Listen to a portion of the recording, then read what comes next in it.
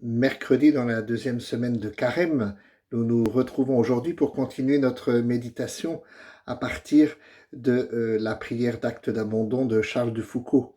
Et nous l'avons entendu hier, « Mon Père, je remets mon esprit entre vos mains ». C'est la prière, dit-il, de Jésus d'abord, prière de Jésus à son Père. Et frère Charles alors ajoute « Puisse-t-elle être la nôtre ?» Il y a des termes, des phrases que peut-être nous ne pouvons pas dire, si ce n'est la prière de Jésus, celle que nous mettons alors sur nos lèvres. Seul Jésus, en effet, peut dire vraiment et concrètement une telle prière. Dieu, en Jésus seul, peut se livrer et s'abandonner totalement.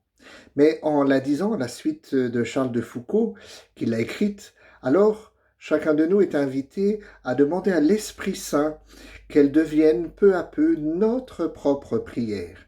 Prière du Christ qui s'abandonne à son Père, relayée par le bienheureux Charles de Foucault, prière qui peut devenir la nôtre particulièrement en ce temps de carême.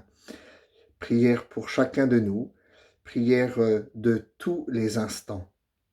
Cette prière est normalement prononcée dans les fraternités liées à la spiritualité de Charles de Foucault le soir, avant le grand silence de la nuit.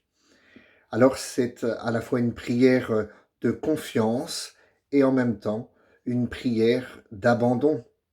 Comme Jésus, en fait, au moment d'entrer dans la nuit de la mort, nous aussi, en soirée, avant le repos de la nuit, au moment d'entrer dans la nuit, nous remettons à Dieu notre journée, nos vies, avec tout l'amour de notre cœur au seuil de cette nuit qui vient.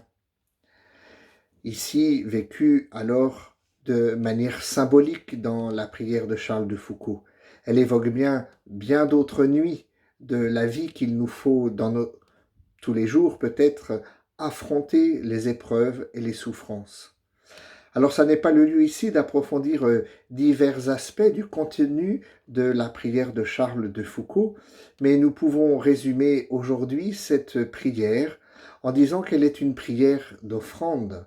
C'est l'acte d'offrande d'un fils ou d'une fille entre les mains du Père, par le biais, le cœur, l'esprit, la bouche du Christ. C'est l'acte d'offrande d'une liberté.